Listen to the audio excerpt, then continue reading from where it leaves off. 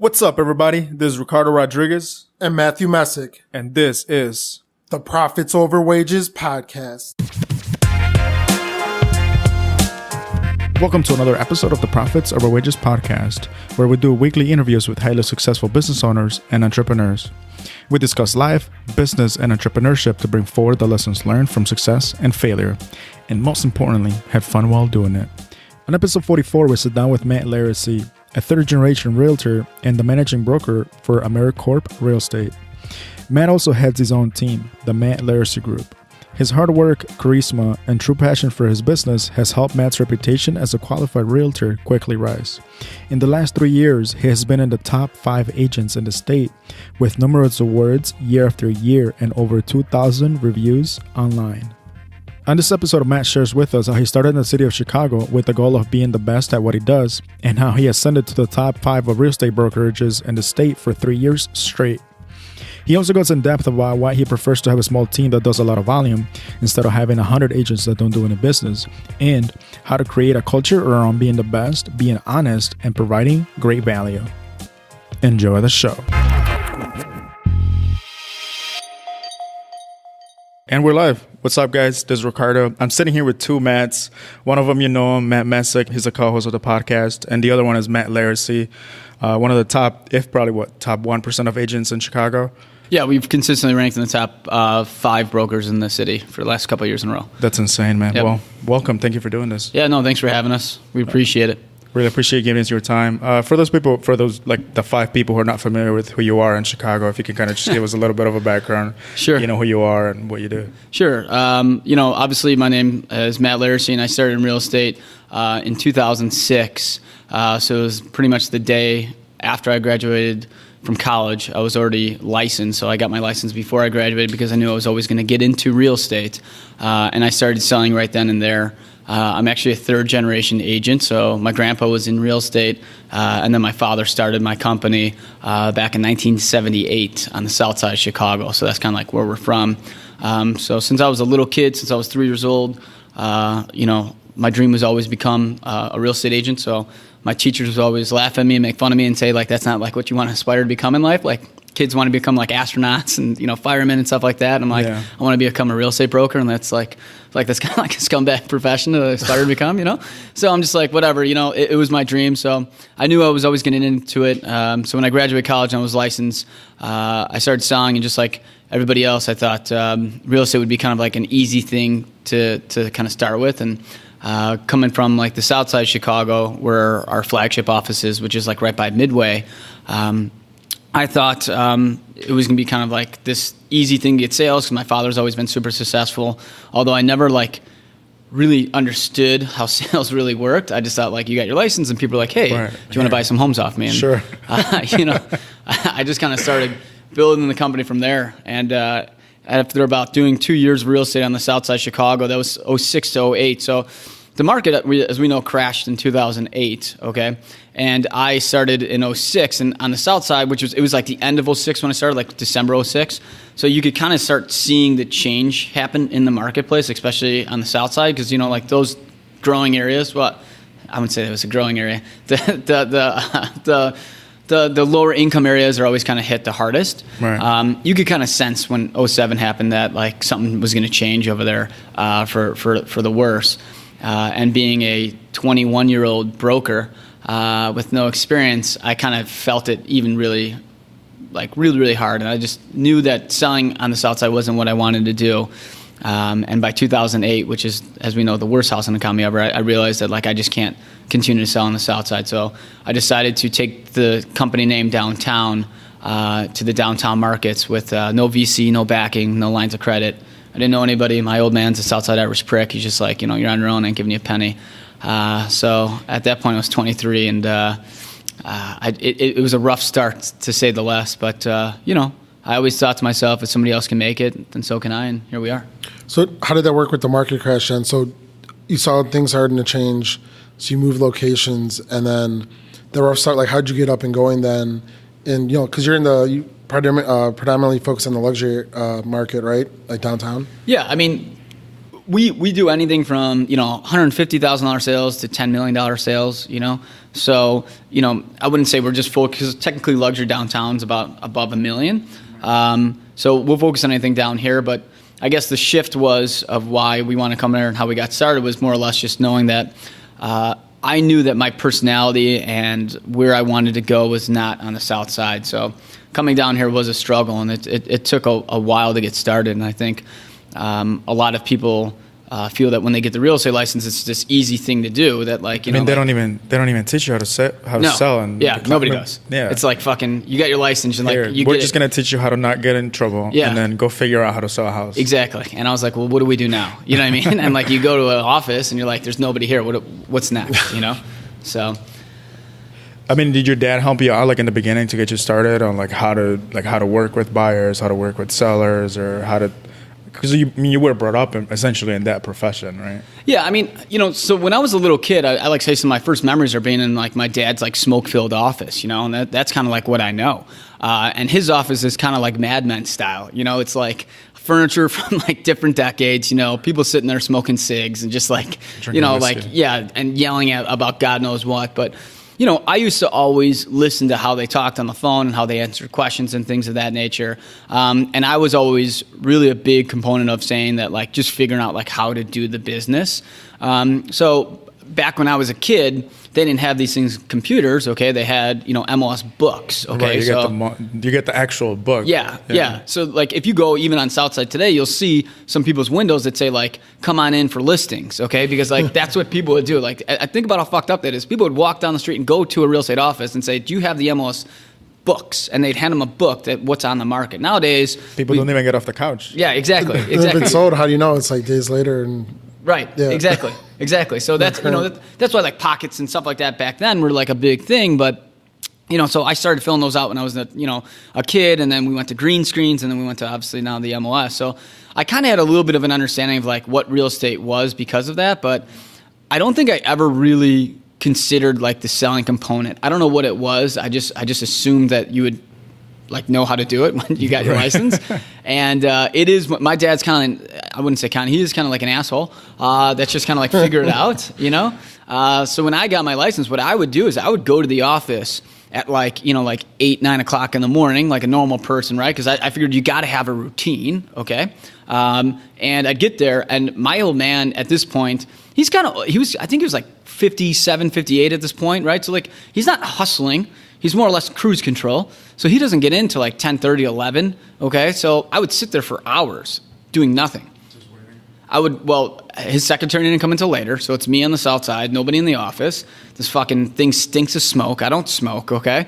And I'm like, what am I supposed to do? So there's this thing called the internet, so I would always go on and stuff like that and just kind of read articles. And I would literally, back then there wasn't Google, there was Yahoo. Okay, so remember Yahoo was really big, And I would type in real estate. That was the homepage back in the day. Right, yeah. So this is almost this wasn't dial up, but it was close to just post dial up. Okay, so I kind of started with browsing stuff online and figuring out what came up when real estate was put in the computer, and then my goal was to create a profile on every single thing that came up. And I figured that if people do start looking on this thing called the internet, I would always be there. And I would sign up on these big websites. At that time, there was this thing called Zillow and Trulia. There were two separate sites, and there's realtor.com. Those are the three big ones. They were starting up. These were, at this point, startups, okay? They weren't like what they are today. So I said, hey, you guys have this Q&A thing on there. Can I answer a question when it comes up? So what I would do every day is I'd wait till I get a notification saying there's a question, okay? And I had the Palm, remember the Palm phone? Okay, so I'd get a little alert, yeah. And then you couldn't actually go on a website on it because it wasn't that advanced. So I'd get the thing and I'd run to a computer and I'd answer the question. And I figured if I answered enough questions, maybe somebody wanted to buy real estate. So that was one of the things I would do to get started, right? When I took the company downtown, I didn't know the city. That's the problem, okay? So when I catapulted that mentality of the internet, and I came downtown, I always knew I wanted to sell the city. I have energy for the city. I fucking love the environment down here. But I didn't know what a River North was or a Streeterville or a Gold Coast. Like, I actually didn't know that there was different neighborhoods. No, I don't know what it was. I just didn't know. Like, people would be like, I'm going to Wrigleyville. I'm like, yeah, I know Wrigleyville. And I'm like, what the fuck is Wrigleyville? Like, what is that? They're like, well, that's where the Cubs. I'm like, oh, yeah, I mean, I know the Cubs play up there. I didn't know there was an area called Wrigleyville, you know? And then like South Loop and all these different neighborhoods. I don't know what it is, but I had no idea. And I think maybe it's because the Southsiders were a little bit different. We're not like really as cultured with the whole downtown stuff. Like, my parents didn't take me downtown all the time, okay? Like, we would come down maybe once every like 2 or 3 years, okay? And like, you'd see the big buildings, like, wow, this is awesome, you know what I mean? Yeah. But like, I was always like, someday I'm gonna sell one of those buildings. But so it was tough. I mean, you got to learn the neighborhoods, and you know, there's a lot of different things we did to try to like make it down here. What was your first deal down here? Do you remember I do. The first deal I had was a place in the South Loop on Michigan, and 1601 Michigan. And I'll never forget the broker. I won't use any names. Was very cocky, and everybody would always see our business card and say, "Oh, you're on 63rd Street, right?" Because I didn't have an office, and you legally have to have some sort of office on your business card. Right. And like, what are you selling down here for? And she was very derogatory towards me, and I always thought to myself, like, you know, no matter how big I get, I will never be the guy that's going to put somebody down because of where they come from. You know, and that's something I still use to this day. So even if I see a newer broker or somebody doing something, I always try to go out of my way to make sure that, like, hey, you should do it this way, just so you know. Like, you know, kind of go out of my way to make sure that they don't feel like an asshole, like that girl kind of made me feel. But yeah, that was my first deal downtown. And then how long were you working for yourself before, you know, you opened your own office or started hiring people underneath you? Because I know you have you have a pretty small team, right? Mm-hmm. And you do a lot of business with a small team. Like, yeah. Well, first off, I believe you could do more with less. You know, I'd rather have, you know, one Michael Jordan than 100, you know, high school all-star ball players. You know what I mean? Like, I think a lot of people, they get big and they just want to hire, and then like things start going wrong, and like, why do businesses fail? Like, you know, people got that ego of saying like, I got 600 people that work for me. Well, I'm like, fucking, was there 600 people working for you if like, you know, not, you know, none of them know how to do business? So, you know, I had the mentality to get started. Let me back it up. We had a lot to do to get to that point where we want to hire. Like, to me, I believe life is meant for work, not for pleasure. Okay, so I feel like you have to work really, really hard. So when I got started down here, remember, this is 2008, worst housing economy. I don't know anybody. I don't know the city. So how am I going to get this started? So I would walk the neighborhoods, okay, and figure them out. And I had, no joke, a map, like an actual physical map that you would hold. What's that? Yeah, exactly. You know, like, and I bought it at like the 7-Eleven on Central, on the way downtown, because I stopped at the office. My morning routine would be is I get up, I'd go to the gym, okay, eat breakfast, I'd go to the Southside office, and then I'd drive downtown. And I'd drive downtown, I'd park my car, hopefully not get a ticket because I couldn't afford to pay for the parking meter, okay? And I would get my map out, okay, that I bought at the 7-Eleven on Central, and I'd draw like where I'm going to walk to that day. And I'd walk around, my target would be like a small area every single day to figure out the neighborhoods, okay? And I was like, well, I want to sell in these buildings, but I didn't know which buildings were condos and which ones were rentals, okay? Yeah. So I would walk into these buildings and I'd say, there'd be a doorman there, right? So I'd kind of wait till like there's nobody else in there, just so I didn't look like a total asshole for anybody that's like in the lobby. And I'd say, excuse me, sir, is this a condo building or is this a rental building? And like, they're rental, I'm like, oh, sorry, wrong place. And I'd walk out, you know what I mean? Because I'm like, I don't care about rentals. I only want to do condos, sales. So even to this day, like, I don't do rentals. I only do condos because I said, like, if we're going to make it, we're going to make it in the sales business. And if it was a condo building, I'd ask the doorman what the building was called. You know what I mean? Like, because every building's got an address, but there's always like these names, okay? Right. And I'd put the name down, and I'd ask him if there's anything he could tell me about the building. And what I would do eventually, as I got paid, is I would get Starbucks gift cards, and I'd give them to the doorman. And so then that way they remember it. Because my thought would be is like, what if I ever got a client, and John, the doorman's there, but I've never been here, right? I've never been past the doorman. So, but now John's going to remember Matt. So when I walk in, John will be like, oh, Matt, hey, how you been? And now I look like kind of like a big shot to my client, right? Yeah. Even though I don't know shit about the city. So my thought is that the doormen were the key to the city. And if I could learn the buildings and learn the areas, the sales will come. So instead of like what most people do in sales is all everybody cares about is like, I want the money, I want the success, I want the fame. I thought to myself is that you don't get rich in good markets, you get rich in bad markets. And I even said this to you guys as we were kind of setting up here, okay? And what I thought to myself is that I'm not going to get rich in money in this bad market, but I'm going to get rich in knowledge. And that when the market turns, I'm going to be the smartest motherfucker anybody's ever met in their life about real estate. And I don't care about a dollar. And most businesses have what they call MBAs and, you know, graduate degrees and stuff like that, but there's no, as we were talking about, there's no college course for real estate that I know of, okay? So what I thought to myself is that I'm going to teach myself the next 4 years the business of real estate and all the buildings.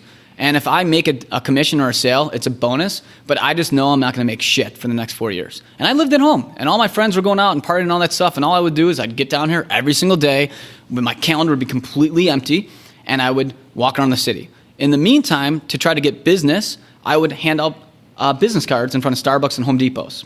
Okay, so I'd stand in front of a Starbucks and I would say, hey, this is like 2009, okay? There's been a year. Think about a year of your fucking life. All you're doing is walking around the city and handing out stuff. And nowadays, these kids get these fucking licenses and they're selling me like, oh my God, I'm only making $50,000 or blah, blah, blah. I'm like, dude, my first year in the business, I made $0. My second year, I made $17,000. My third year, I made $21,000. My fourth year, I made $34,000, okay? I make that in a day today, okay? Like, that's the difference. Think about that, So the problem is that, people all want that instant success, but they don't know about the hard work. So here I am handing out business cards from Starbucks, and I'm thinking to myself, well, if you can afford a $4 cup of coffee, you might be somebody who might buy, right?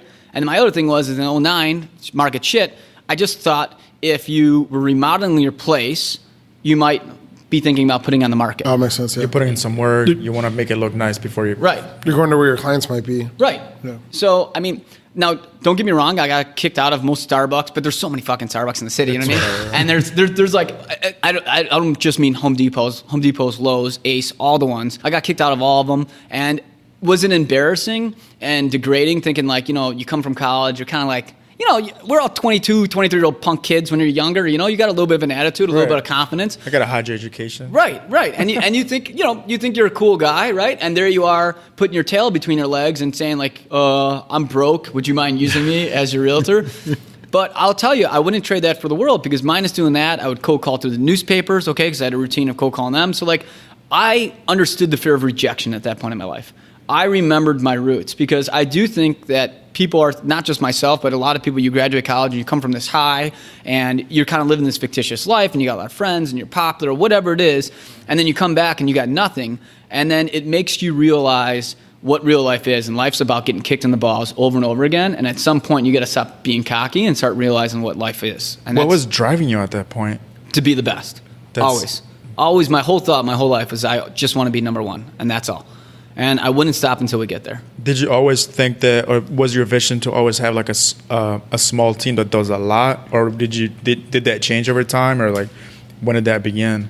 My dream and goal since I was a kid was always to be number one real estate broker in the world. That's it. So I can't say about at that point, like since I started, that I wanted to have the best like company. I just knew that I wanted to be the best realtor this world's ever seen. And I never lost sight of that vision. And still to this day, I feel that way. Now we've pivoted a little bit and thought to myself that like the team that we build, I want to have the best team ever. And I'd rather be like, I always say like nowadays when I talk to people, like all these big companies are getting bigger, and there's, these new companies that are flashes in the pants that everybody wants to go to, and they're hiring. And, I say I'd rather be like the Green Berets, like a selective group of guys that like people want to come in and like, shit, man, like, I don't even know if I want to work for Matt's company, because it's too intense for me. Yeah. That's what I'd rather have than being like, oh, they'll take anybody. When did you hire your first broker? So my first hire was in 2013, and I hired him because I got to a point where I remember exactly. I did 52 transactions the year before, and I was going on about 65 at that point, which was going to put me about like $40 million on my own. No assistance, nothing, nobody helping me out. So, I wasn't, and at that point, I wasn't just the city. I would take something in Skokie or, something like maybe further west than I would go. It would still be in the city, but like I would kind of go anywhere. And like, it was just too much. And I'm one person, and I was getting kind of like a little bit more of a following of people who wanted to go. So I'm like, I need somebody to help me out. I just need that help. And that's when I hired one guy, and it was kind of, I was sitting on a board, and, we were kind of from the same place, and I thought it'd be a good idea. And it just so happened, like 3 days after that, I was approached by one of my really good childhood friends and said, hey, my sister's best friend just left her company, and she's heard about you and wants to work for you. So I actually hired 2 people in the same week when I went from 0 to 2. Who was that? Catherine Hallbrook was my second hire. Mike Opita was my first hire. So at that point, I was like, you know what? We may be onto something. And when you're growing that's when like kind of like some pains kind of come into. So yeah, because you have new stuff to figure out, and then you got to figure out how to. Oh, I'm used to working on my own, and then I have to work with other people, and you want to make sure that they have the same kind of vision as you, and that you're aligned. Correct. How did you create that? Well, I mean, first off, like when I hired anybody, I needed to make sure that they have the same, like as you said, the same vision as what I have, and make sure that kind of like the stars align on that front. Because like again, what I never want to hire is somebody that's like, you sit down with them like, and they're like, I got my real estate license because I didn't like working a 9 to 5, and this would be easy, and like I just want to make a lot of money. Like right then and there, I'm like, yeah, they're not it. Okay, so I wanted to hire somebody who wanted to be the best. Having a 9 to 5 is easy. Right? Yeah, that's the way I look at it. Just go and sit fucking there and do 5:30. your job. Yeah, That's it. yeah, it's done. It's done. You got nothing to do. 5:30, Yeah. you don't have to think about it. As soon as you leave, it's there. 9 to 5 is for the week. Yeah, exactly. They're shut down. They're at happy hour. You know what I mean? Saturdays and Sundays, they're having fun. Like I don't know what that is. So I had to find somebody that was kind of along the same mental capability as me, and knowing that that's kind of like how life is going to be. And then I think a big thing is setting the right expectations. I think a lot of companies don't hire and tell people the honest truths. So when I sit down with people that I'm going to hire, I say, here's what I do. Well, here's who I am. Here's what I do. Here's where I want to go. And here's the downsides about me and what my company doesn't do good at. And I say, those are the facts. So I just want to make sure you know. Because how many companies that people go to interview and they're like, I'm the fucking best. Right. We're killing we have it. The best technology, Everybody's a billionaire. The best training, right. The best everything. Yeah. It's like I get somebody who's brand new in the business. I'm like, yeah, I'm probably not the best for you. I don't have time to handhold you or hear you complain. Like, that's not me. So like the reality is like, I think by being honest with people, and that's kind of how I built the business too, is just like, as you could tell, I swear often and stuff like that. I'm just who I am. I've always been that way. I'm an honest person with it, and I call how I see it. And then I set the right expectations for people, because one thing I hated when I got in the business was that my old man would make me do all this shit for him, okay? So for those 2 years I worked on the South Side, he'd be like, I'd get up and be like, hey, I need you to pick up a sign in Oak Lawn, put a lockbox up in Bridgeport, then I need you to go to Mokina and talk to this guy really quick and do all this shit. I'd be like, okay, well, I don't have any money, so can I get some money for gas, okay? Right. And he'd be like, gas? What the fuck is that? I'm like, how do you expect me to get around to this shit? You know what I mean? I'm not making any money out of this, and I would do it, And I just thought it sucked, and I'd yell at him. He'd be like, well, I put a house over your head, blah, blah. And get it. Let me get it right, is that I guess I am semi-spoiled in the fact that I had food on my plate, and we lived in a nice house, okay, and I wasn't paying any rent. And I realized that most people don't have that luxury, so I could see his point of view. But the spoiled asshole inside of me, I'm like, sucked. Right, you want me to do a bunch of work and not get paid for it. Setting up black boxes, dropping off flyers. Right, but and not seeing any of the reward. So what I thought to myself is that when I do eventually build a team and get some people on it, I have to make sure that if I do make them pick up a sign or do something, that they have to get paid for it. And like I tell my guys, every now and then you're going to have to do some work for me that you don't want to do. I don't want to do it either, but it's got to get done. And if you do it, you're going to get paid X dollars. So we created a Google Doc with it's kind of like an a la carte job sheet, okay? So all the jobs I do, they get paid for. And every week they get paid for those jobs that they did. It's very Redfin-ish. It's kind of. We had it before Redfin existed. Right. But you know what I mean? Like you get paid to go drop off a lockbox or to go do an inspection. Exactly. So the way I look at it is it's kind of like you kind of have a salary when you work for me, because there's so much shit that comes in and we just have so much business. So like you get that nice cush, like extra money that comes in, keeps you busy, and you learn all this stuff. So like, as I was telling you before, when I don't know the fucking, I didn't know the buildings at all, right? And I could take a guy that maybe only sold a little bit, they sold maybe a couple million a year. They don't know all the buildings, but now we have 50 some odd listings and you're showing half of these things. By 6 months in, you know every building like the back of your hand. So it's like, I'm giving these guys an education, and what most brokers do is they call that education, that's why they're getting paid, but they don't actually get salary, paid. Right. Education. Right. Whereas me, I'm like, you're getting education, but you're also getting paid for it, What are some of the expectations that you set when you're bringing people on? Like, what do you tell them? Hey, like, this is what I expect from you. This is what I mean, first off, like I said a minute ago, life is meant for work, not for pleasure. I do not accept people who do not want to work. I've taken on 2 people that I said that, and they told me what you want to hear, and then they sucked, and I fired them right away. So, I mean, to me, I am a 7-day-a-week guy. I do not allow days off. If you're going to take a vacation, it's got to be planned in advance, and there can't be 2 people out at the same time. So if one person's got a vacation on the calendar and you want to go out, to a vacation with your wife, whatever, tough shit. It's not my problem. And if it bothers you that much, there's 20 other companies out there that'll take you on in 2 seconds. So I am super hard with time off. I get very upset if you get a wedding and you want 3 days off for it. I mean, you can have the day, but the other 2 days, the party, that's not really how it works here. And I tell that to people up front. And some people think they can handle it.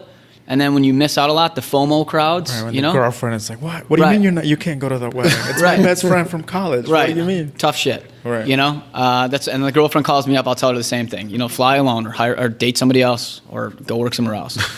That is probably the biggest downside for people that I have when I interview people is because I could weed those people out in the first 5 minutes. I can't tell you how many interviews I have with people that want to work here or assistants I have work here that I sit there for less than 10 minutes. Because they'll tell me, I read exactly who they are. I'm like, listen, I'm not trying to be a dick. I'm super busy, but I know 100% this isn't going to work. So let's just save each other time. Yeah. And I'm like, and I appreciate it. I got you a coffee. You got a free coffee out of this, and I'll see you later.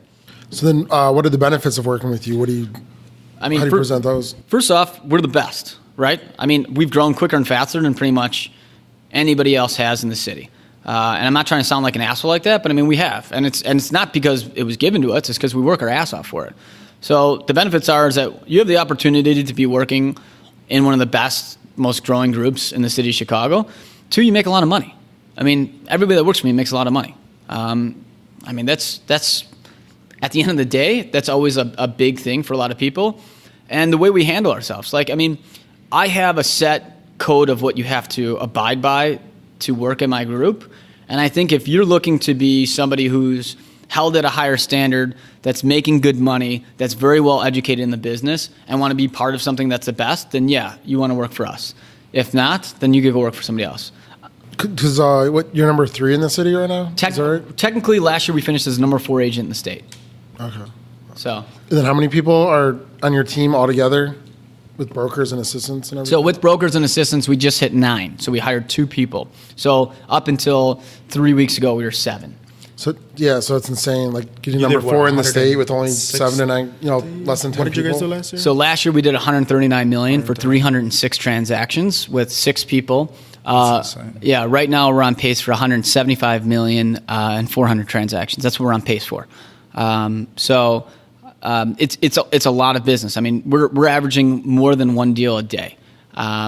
So it's when we say when I take people on, I'm like, we're busy. People are like, oh yeah, I get it. And I'm like, no, we're busy. And then they get it and shit. You told me it was busy, but I didn't know this. I mean, we folded 2 construction companies from giving them handyman business and stuff like that. They just couldn't handle it. I was like, I'll give you a client every 2 days to do jobs for. They're like, oh, we got it. And they can't handle it. We folded a lot of things like that because we are a high pressure, high powered environment that just shit's constantly coming in. So what's the biggest benefit? Why are you getting all this business? Why is everyone coming to you? What do clients see in you that they're not going to someone else that maybe he's been around longer or has the brand recognition for decades? Yeah, I mean, technically, remember is that I've been doing this since 2006, so now I'm on 13 years or so, something like that. I don't know, do the math. I'm not paid for math, but in that round. But Nick, I've been around the business for obviously my whole life, but I think most people see first off is I actually care about my job, and I'm super honest with it. I don't give a shit about the paycheck. I will pass on commissions. I will pass on sales. I passed on one the other day. It was a $2 million sale I could have had. I could have convinced the guy to buy it, and I just knew it wasn't the right move for him, okay? And that's $60,000 commission, okay? And I'm just like, fuck it. Dude, you want to buy this place, you're an idiot, and I'll sell it to you, but I wouldn't do it. I could have been a sleazy used car salesman and convinced him to buy it. And he would buy it and would have had the client. The guy ended up renting. I get 0 out of it, okay? 0, zilch, not a dollar. So I went from $60,000 to 0. Why? Because I knew it wasn't the right move and he would have taken a loss on the property. He asked me my honest opinion on it, so I told it to him. But you know what? That guy at some point is going to buy. So yeah, maybe I didn't get a sale today. 3 years from now, 5 years from now, 10 years from now, he'll buy a $2 million place off me. Right. So I'm just pushing that 60 out to later. But you know what else I just did? Is I just created a new little army guy right here, right? So I'm building an army. So I got a guy that's like, hey, I was going to buy this place. My one broker, Matt Laricy, was great. I liked him a lot. He actually told me the truth. The only first guy I've met in this type of price point that said this. You should use him. Wow, now I just got a guy. Now John Smith's going to buy a $2 million property off me. John Smith had a good experience. Now John Smith tells Joe Smith to buy a place. That's how you build a business. is you start with making sure that every single relationship matters. So that's one way we did it. The second way I did it is I spent a shit ton of money on advertising, okay? A ton. I'm always spending money out there. If somebody says this is what it costs, I'm like, done. I'll pay for it. And if it works, I make sure I have to get a good return on it, and we keep doing that. Third, we get reviews, right? I was the first person online to get reviews, okay? Nobody ever had reviews before, like, I shouldn't say ever, but we were one of the first people that happened. That was one of my ideas because, remember, again, this was back in 08, 09. Zillow and Truly were getting big, and they were competitors, okay?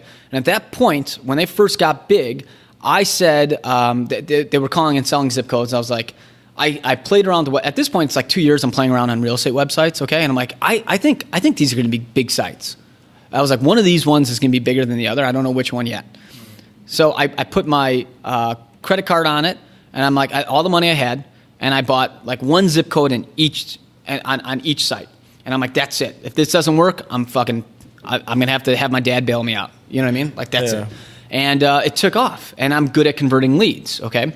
So then when I started saying to people, is like, I remember, and this brings me back to the reviews, is that like I said, I'm on my first vacation with my now wife, and she wanted Italian food in San Diego. I'm like, who the fuck wants Italian in San Diego, right? You know? And, Zillow and Truly at this point, I'm one of their bigger spenders, okay? And they were always asking me advice. I'm always asking them advice, because these are startup companies, okay? Right. They don't know shit. I don't know shit. And she's in San Diego saying, I want Italian food. So I went on Yahoo, typed in, and this website called Yelp came up. And again, remember, Yelp isn't that big, okay? It's popular, but it's not that popular. And I went to the number one rated thing on Yelp, and I said, that's the Italian place we're going to go to.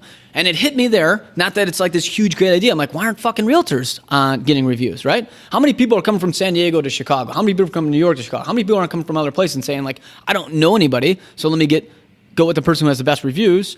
So I called up Zillow, and I said, hey, what did you guys think about doing this? They're like, yeah, that sounds like a good idea. And I called up Trulia, and they're like, yeah, that sounds like a good idea. So Trulia started with recommendations, and Zillow started with reviews. And they already kind of had something like that in the background, but I was kind of like one of their beta testers.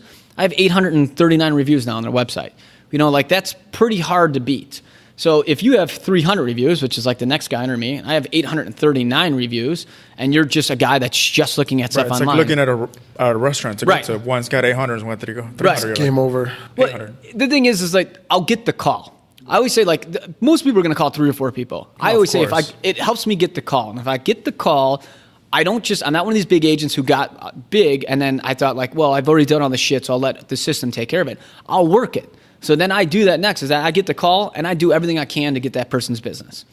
And I think those 3 things, having good reviews, spending a lot of money on advertising, and just working our asses off, and with being honest with it, is a high level of why people want to work with us. So are you saying you are the one that's responsible for Zillow creating the review platform for agents? I'm not the one responsible. I was the one that they were creating something to that extent, and I helped, like, convinced it to get big. You're like one of the first pioneers. Correct. I mean, it was going to happen. Awesome. It was going to happen with or without me. Okay. But I was always calling my reps, who were like the biggest reps at each company, and saying, like, I think this is gonna be awesome. Like, how can we do this? Like, blah, blah, blah. And like, we were working together on it. So like, I'm a beta tester for a lot of companies because I've, like, Matterport and all this other stuff, because people find us online. And remember, we're an independent broker, okay? So they can't go to Coldwell Banker, App Properties, or one of these companies and say, hey, we want to use this product, because then it's got to go through the chain of command. It's got to get approved through HR and all this shit. Whereas with me, it's like, hey, Matt, you want to try this? I'm like, sure, and that's done. So it's like with the review stuff, I'm like, yeah, let's try this. Let's do this. And like, yeah, totally. And that's kind of like how it's easier. Were you one of the first people using Matterport here? Oh, yeah. Because I know you do it for every single listing. We do it every listing, every time. Yeah. I don't know if we were the first. We were one of the first, absolutely. And I know that we're the first to do it on every single listing standard. Because you do a lot of marketing videos, and you do all the drone shots and all that, and you got videos all over the place. Yeah. So we do video standard on every single listing, and I think we're like video. We're visual learners nowadays, and I think one of the big things that people have is with the Instagram and the Facebooks and all this other stuff is that you see something that looks cool and you're like, wow, that's cool. And then you automatically, because this is how America has built us, and it's not me that has this is just my theory, is that if you see something that looks cool, you automatically think that person/company is cool and they know what they're doing. So I was thinking to myself, like, I see a cool video, I'm like, wow, that brand's badass. That's me. Okay, that's what I think. So then I was like, why don't we do a video standard on every listing? And that's why we started doing it. And we teamed up with this company called IndieWrap. Julian, who's a beast over there, I think creates the best product. And we just kind of signed a contract that every listing we get, no matter how, low it is or how expensive it is, we do a video standard on it. What's next for you guys? Like, what's next for your group? Obviously our group is just to continue to grow and get bigger and bigger. But there's always new stuff coming in. I'm trying to get big on predictive analytics, and an interview with a guy yesterday about artificial intelligence. So we're going to start going that route. I don't want to dive too much into it because I don't want my ideas getting taken, but we have two pretty cool things. I think the future of real estate is heading that direction. I kind of want to be, like I've been on most things, as one of the first people on boards. I try to always be an early adapter. I'd rather spend money on something and it fails and I lost that money than spend money on something, or not spend money on something and then it takes off and then I'm playing catch up. You miss, 100, what's this saying? Miss 100% of the swings you don't take? Yeah. So you swing at everything, you're going to hit some home runs. Right. And not everything's meant to take off. And you know what? Just like it's you guys probably been in your business, is that like, I kind of like to fail. I'm fucked up. Like I am a weird dramatic guy in the fact that like I love the highs, but like if I'm on a high of like good sales and stuff like that, I'm thinking to myself like, how much shit did we miss? Like what else? Right. What else we could have been better? And my point is that like I also like the lows, meaning that you spend a shit ton of money and it doesn't come up, like comes to nothing, and you're like, shit, I could have taken that $50,000 and went on the sickest vacation I've ever seen on Instagram, right? But like the reality is like I love it because it teaches you something, right? And my biggest successes always come after a big failure, So it's like, okay, I spent 50 on this, it sucked, blah blah blah. But what if we took that idea and did this with it? I actually could have spent the money here, and like you almost sometimes don't see it until you're so fucking depressed and pissed off about it. Yeah. And I always learn the most from my mistakes because I never want to make that mistake again. You also said you had a podcast coming up that you were just setting up a studio here in the office. Yeah. So we're super pumped about it. Every other week, we're going to be producing our own podcast, just kind of talking about not just real estate, but business, technology, kind of talking to other companies, like how they've gotten where they've gotten, kind of like how you guys are doing, but also talking about like what are trends you're seeing and just different topics. So we're pretty excited about it. Matt, you want to go into the questions? Yeah. So we got a series of questions, and should we start off because you're talking about failures, and that it helps you grow a lot. Like, do you have a favorite failure that helped you set you up for future success? I don't think there's just that one in particular, but I remember what I've done that I never want to do again. But like, I think I will say when I first got in the business is that I would try to act like I knew what I was doing. Like there's that saying, fake it till you make it, right? And like everybody else, I heard it, so I'm like, I'm going to fake it till I make it, right? And I was always embarrassed to tell people like I'm new or I don't know the city and stuff like that. And it ate at me, and I would try to do it, and then I'd say something, acting like I knew it, and then an agent would check myself, and I'd be like, fuck, okay, never want to say that again. And then that failure of like feeling like an idiot, and then I'd learn from that mistake, made me realize that like, fuck it. I'm not going to be like everybody tells you to be, like a chameleon, try to change your hat to who you're talking with, or try to be somebody different, fake this and that. I realized that failures of feeling like an asshole all those times, trying to fake it to make it, and pivoting and just being Matt Laricy, this is me, I think was probably the best success I've ever had, because it just made me realize that like you have to own who you are, and people are really going to like you or hate you, but at least if they like you or hate you, they're hating you yourself and not the fake version of you that you put up. So be authentic. Absolutely. What do you wish you would have known before you started? Nothing, honestly, and I hate to say it that way, but the reality is that if I would have known like how hard it is and all this other stuff, maybe I would have never gotten in the business. Honestly, I mean, when I was first started in the business, I used to cry myself to sleep all the time. I was going through a rough patch in my life. This girl I was dating dumped me. I was living home with my parents. All my friends are making like $100,000 a year living downtown. I'm in this business that feels like a sinking ship, and I remember my mom would always tell me that, you get what you put into something, you just got to keep working at it. And that, eventually when it hits, so I kept going, but I don't think I would have this perseverance personality if I knew how difficult this road would have been. The power broke. Yeah. Starting off. Yeah, absolutely. We went into this a little bit, but what is your best hiring tip or secret? I think the best secret I could give is your gut. I know this sounds stupid, but I know I've personally hasn't listened to this before. You sit down with somebody and it's almost like immediately. It's a weird feeling to describe when you're hiring.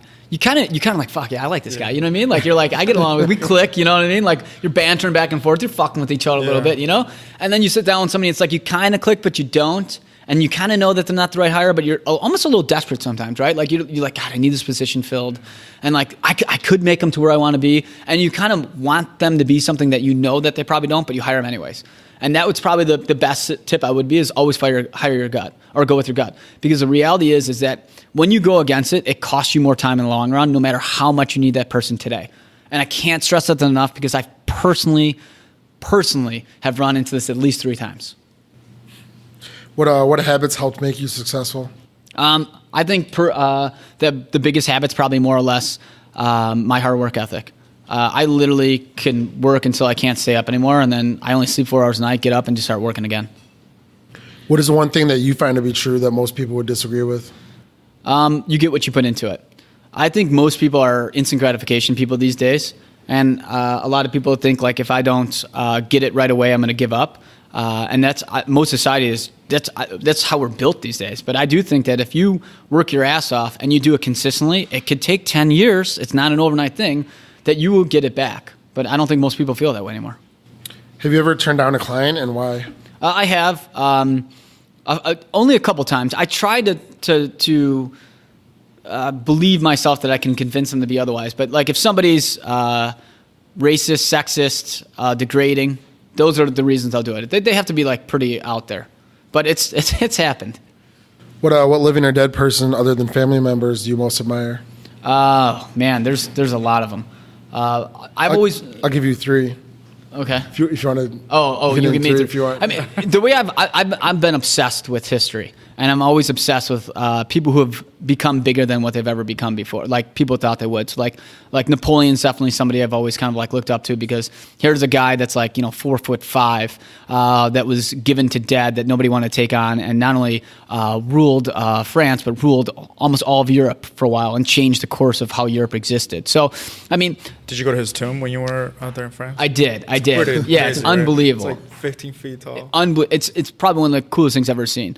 Julius Caesar, same way. Like, he took Rome, which was popular, not that he's the one that made it, but I mean, almost every story you hear of has to do with him. So like, I'm always attracted to people like that. And probably the third person I have to say is this guy named Hannibal, which is from like those times too.